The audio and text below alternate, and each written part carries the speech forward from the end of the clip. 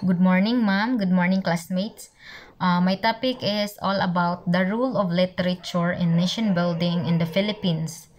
We all know that literature are those different works, written works, such as poems, stories, novels, essays, and other written works. So, in this topic, we will talk about how stories, books, and other written works help in shaping and developing the country of the Philippines.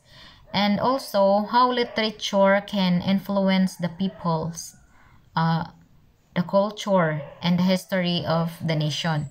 But before that, we will read first our two objectives. Number one, to explore how literature in the Philippines has contributed to the development of national consciousness and identity. And second, to examine the impact of Filipino literature in inspiring social and political change, particularly in addressing issues such as inequality, colonialism, and injustice. Literature has always played a crucial role in shaping the identity and development of nations. In the Philippines, it has been an essential tool for fostering national unity, preserving cultural heritage, and encouraging social and political change.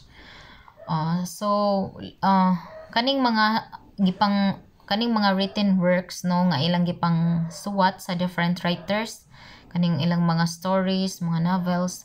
So it has been very important because nganuman because it helps bring the people together nga ma-unite na atay national unity, and it keeps traditions and cultures alive.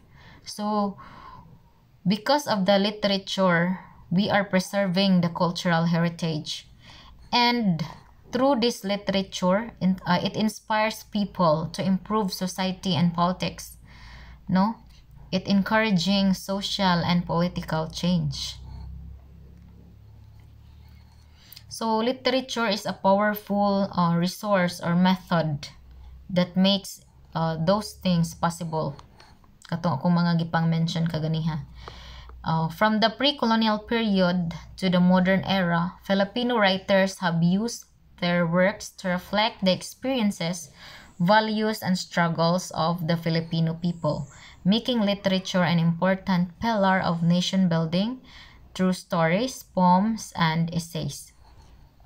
Writers have written stories, poems, and essays that show what life is like for Filipinos, especially during those times that Filipinos are being colonized by different colonizers. Uh, so, so because of their works, it captures how Filipino people live, unsay ilang mga gipang tuuhan, including the challenges they are facing during those times, no, it's very hard. So through stories, poems, and essays, literature has served as a medium for promoting the aspirations of the people and guiding them toward a shared vision of the nation. So katong mga writings nga ilang mga gipang suwat, so naghatag to sila sa mga readers, especially sa karon nga mga bag-o nga mga generation, no. It gives a glimpse of Filipino culture, history, and emotion of the people. So makaingon ta bisan kita nga magbasa ta no sa ilahang mga suwat, makaingon ta nga mao day ni ang mga nahitabo sa una, kay ugwa pa tong ilang mga gipang suwat, so we don't have an idea nga mao day na ang ilang kinabuhi before. Mao na nga ang literature is very important jud. Next, the role of literature in nation building in the Philippines, preserving cultural identity. Filipino literature captures the rich history, traditions, and customs of the nation, helping preserve the Filipino identity. It reflects the experiences of different communities, fostering pride in the diverse culture of the Philippines. So, literature preserves the Filipinos' cultural identity by recording stories, traditions, values, and history through both in spoken and written works. So, before kay kuan pa man to, na-preserve na to ang cultural identity sa mga Filipinos. First is, wala pa man to yung mga suwat-suwat, mao to nga true spoken form nga gipasa-pasa from generation to generation. And karon kanang nay katong mga gipangpasa nila nga mga stories, so ato na tong gisuwat munang karon mabasa na nato, no. Next, promoting national unity. Literature has the power to unite people by providing a common ground for shared experiences and values during the colonial period. Writers like Jose Rizal used their works to awaken a sense of nationalism among Filipinos, urging them to fight for independence. So, promoting national unity. Literature unite people by sharing stories and ideas that everyone can relate to. So, nang nagkahiusa ta, we are being unite, no? Kananay by sharing mga stories nga kananay makarelate pud ta.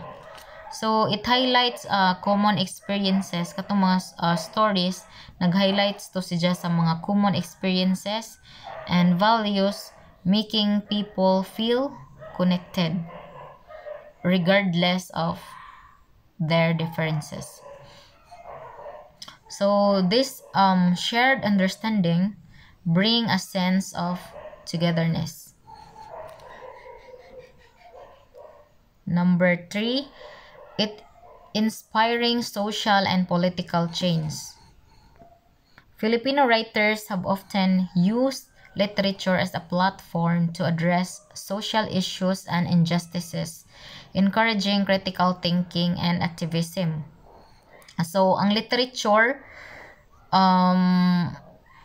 gihimo sa mga Filipino writers as a way or as a tool to express their ideas, no, to share the messages and bring attention to important issues such as injustice, poverty, social and political issues. So, literature is the stage or a medium where their voice can be heard and their ideas can reach others. So, parihas sa gibuhat ni Jose Rizal, kaning sa iyang works nga No Limit Tangere and El Filibusterismo. So, kanang ni fight si Jose Rizal sa mga colonizers, dili sa espada kundi sa pinaagi sa iyahang sa iyahang novel, which is kaning No Limit Tangere and El Filibusterismo. So daani nga novel ijang na nakasuwat ani ang mga panghitabo during those times nga Filipinos are being colonized by different colonizers.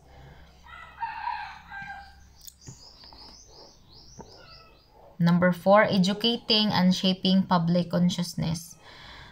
Literature serves as a powerful educational tool. Nga naman.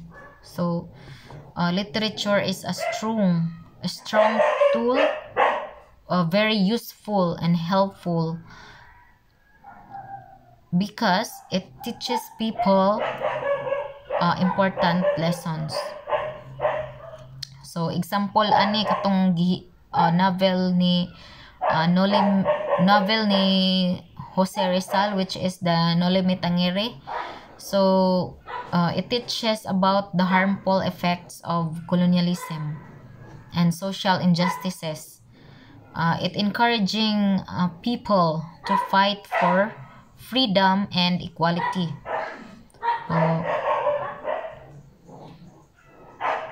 Through novels, poems, and plays, literature helps citizens understand their history, their rights, and their responsibilities in society.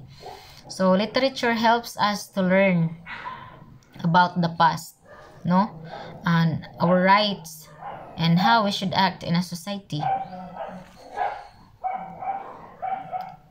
Conclusion: literature plays an indispensable role in the nation building process in the Philippines. So it helps preserve the country's cultural heritage, promotes national unity, inspires social and political change, and educate citizens.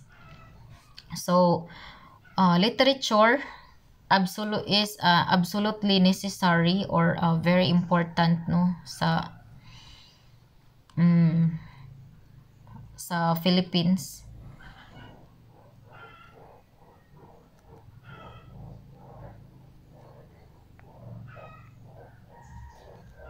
Reflecting the struggles and aspirations of Filipino people, literature continues to shape the nation's identity and encourage the values of democracy, justice, and solidarity.